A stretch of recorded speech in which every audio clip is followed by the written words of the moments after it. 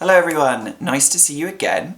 Today I'm going to teach you the difference between the words typical, common, ordinary, normal and usual. Now I know it can be a bit confusing because all of these words are quite similar, but by the end of this lesson you will know which one to use and when in English.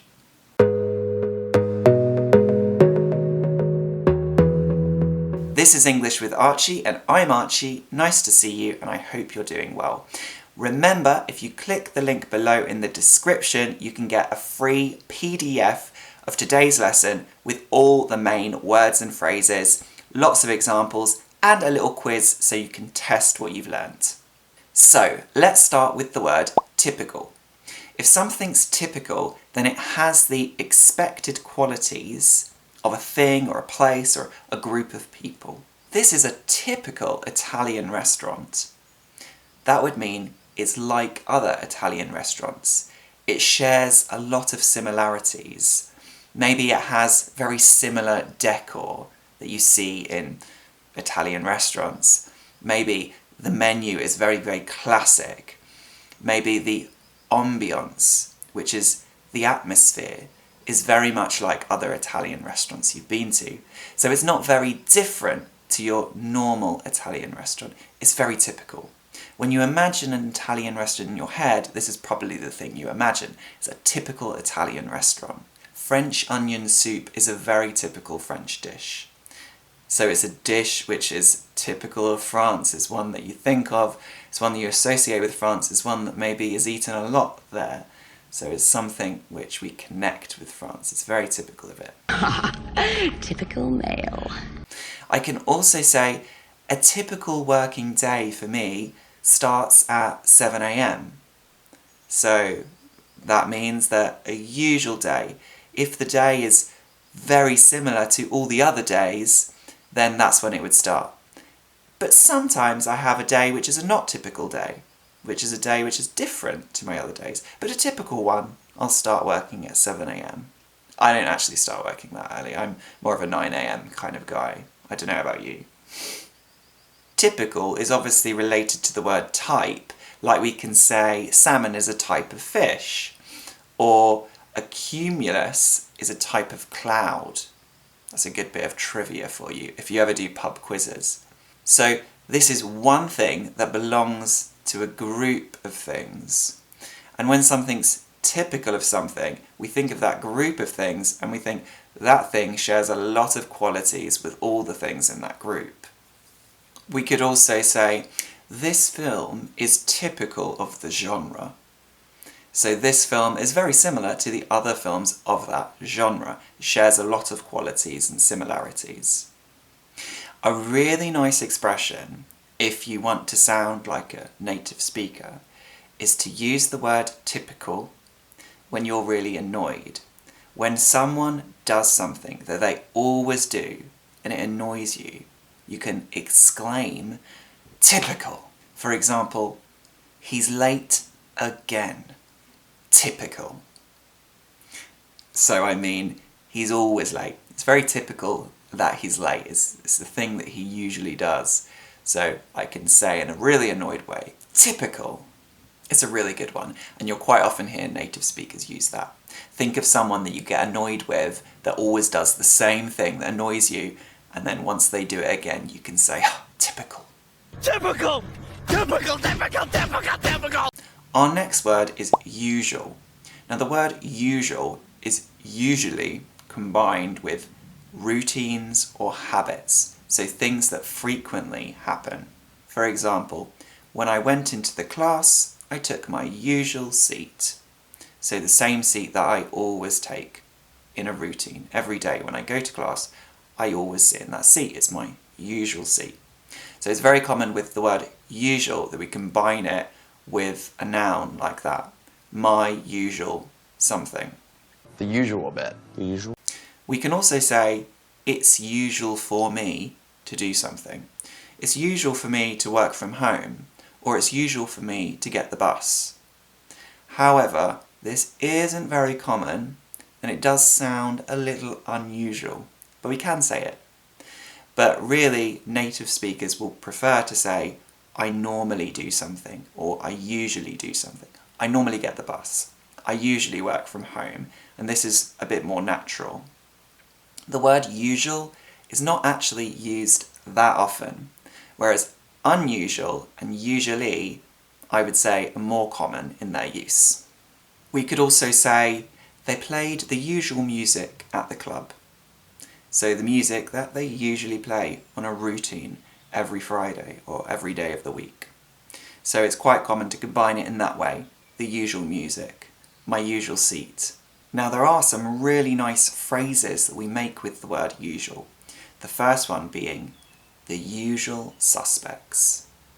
The usual suspects means the people who are usually suspected after a crime has been committed. So they're kind of the same people that are always dragged into the police station to be questioned, the usual suspects. But we also use this in another way to say all the people or all the things that we usually see in a place or at an event or in a situation. So I went to the party and there were all the usual suspects. Tom, Fred, Susan, Sarah. So all the people that are usually there. And it's kind of a little amusing. It's a bit of a humorous phrase. It makes us smile when we say the usual suspects. Because really, it's connected with the idea of people who have done something wrong. So we're suggesting that these people maybe are up to no good or are always being a bit naughty, but in a funny way, in a good way, in a positive way. Here's all the usual suspects. You could also say it for a thing, like I had an English breakfast and there were all the usual suspects.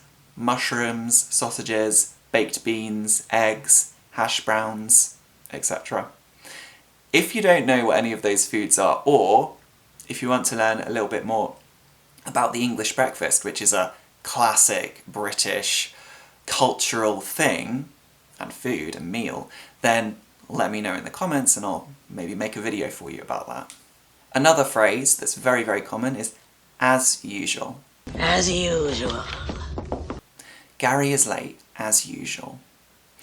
So we can put this phrase at the beginning or at the end of a sentence. As usual, Gary is late. To mean, like Gary always is, he's always late. So as usual, Gary is late.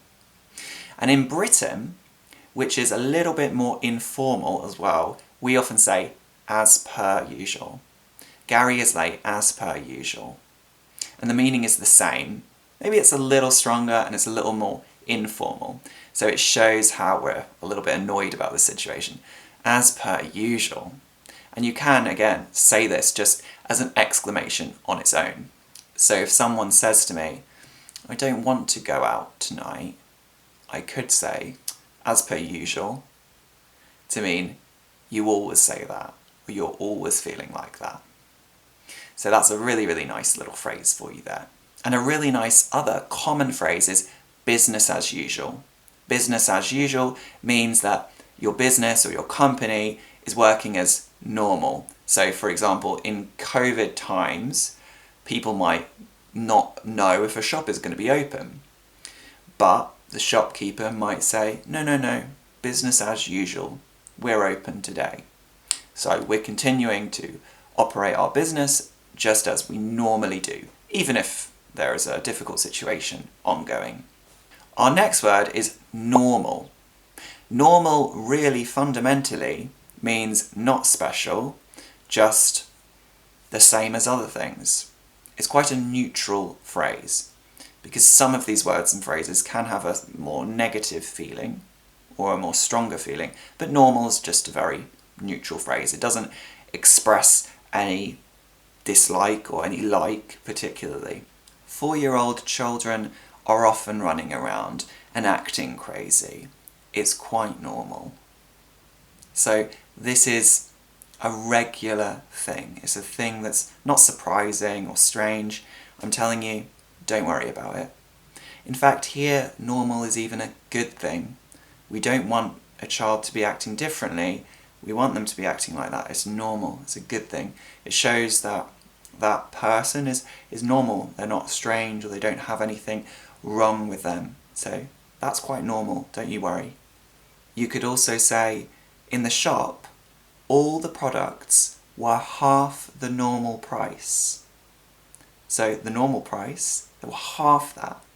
The normal price is £10, £20, and they were £10, £5. So they were half the normal price. Or, go back to normal. Things can go back to normal. Life can go back to normal. After a big change, after some trauma, after a strange event or situation, after that, things eventually, hopefully, go back to normal. Can we just go back to normal? Or the COVID pandemic has obviously been a crazy time for everyone. But things are starting to go back to normal. So in our head, normal is this time that was before COVID. That was a normal time. And the COVID pandemic was a very strange time. A time that was very different to other times that we've experienced in our lives. So things are going back to what they were like before. They're going back to normal. Now, a really nice phrase, if you want to sound advanced in English, is your normal self. His or her normal self. For example, I've been quite ill, but now I'm starting to feel like my normal self. I'm starting to feel like my normal self.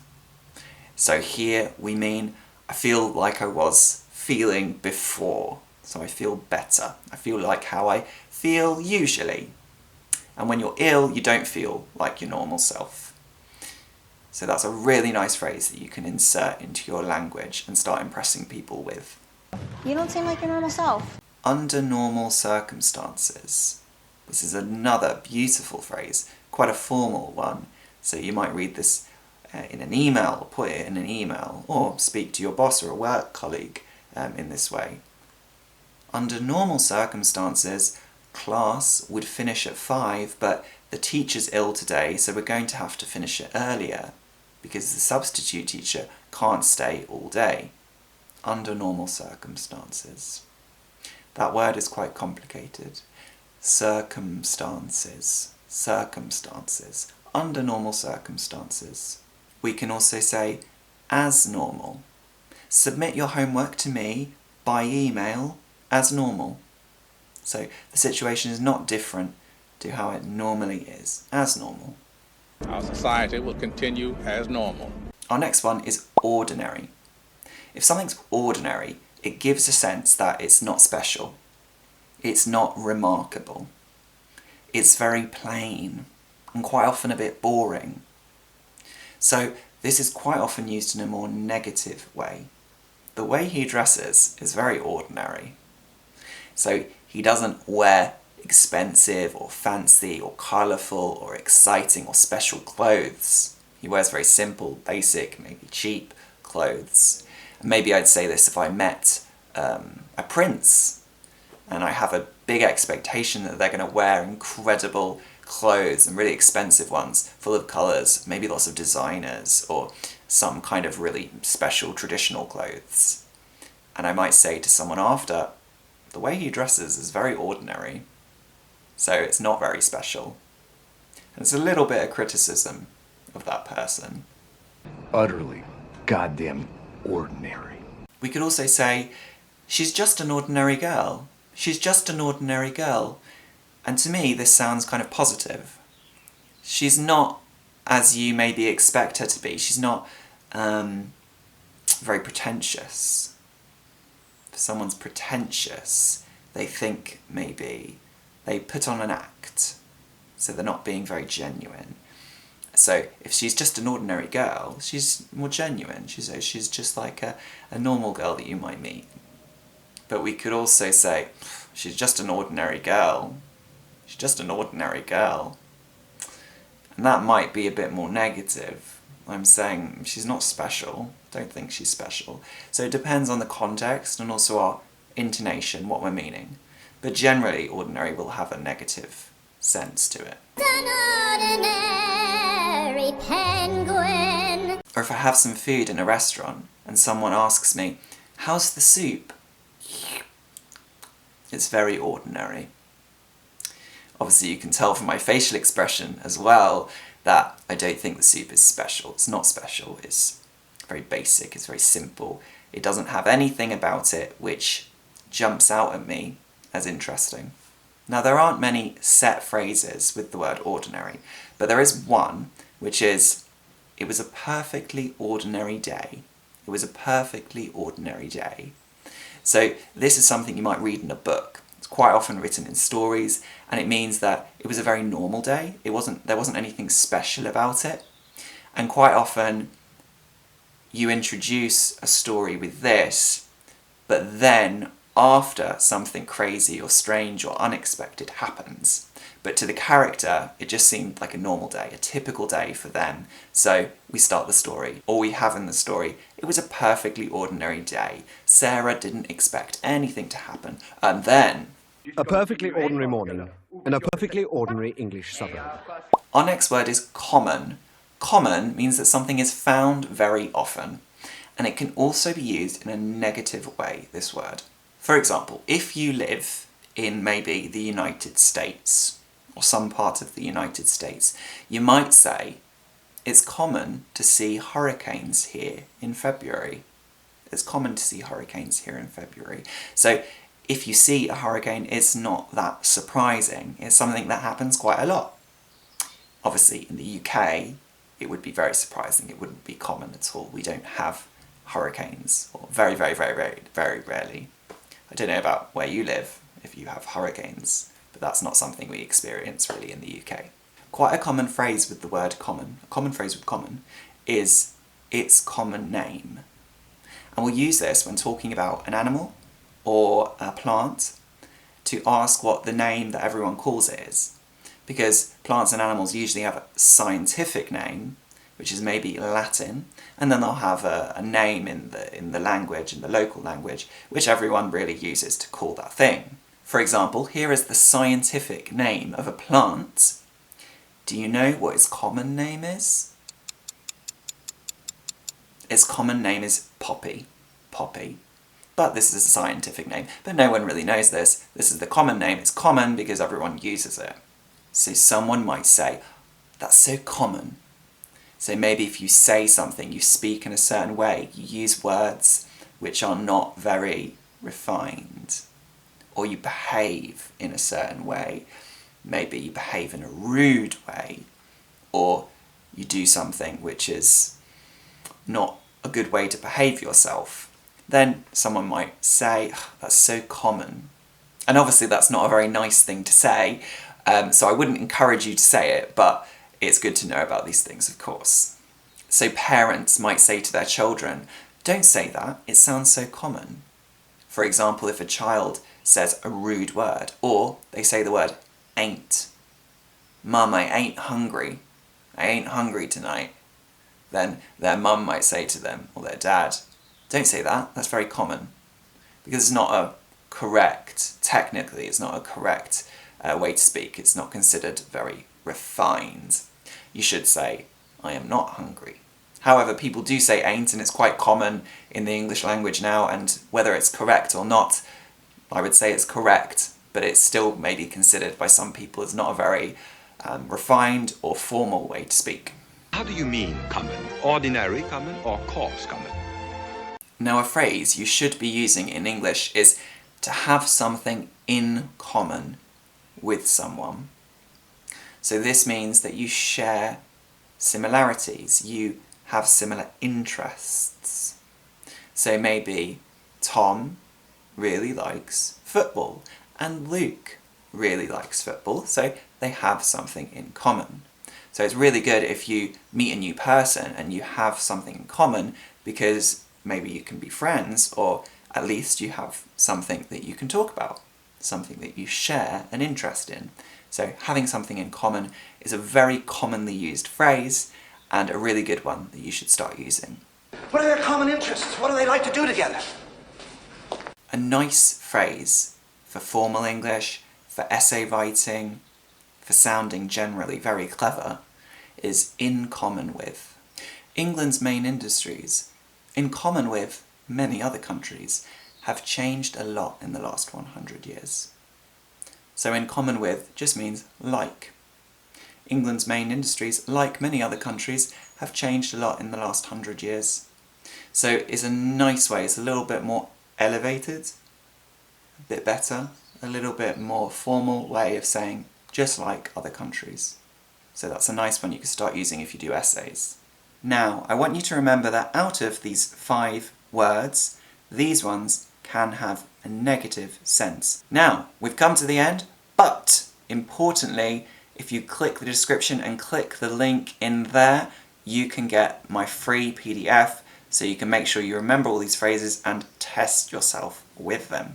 Thanks very much, it was great to see you again. Remember to like this video if you liked it, subscribe, and of course share it with your friends if you think it might help them in their exams that they've got coming up or just in their general English. Thanks so much, have a wonderful day, and I'll see you again soon. Bye!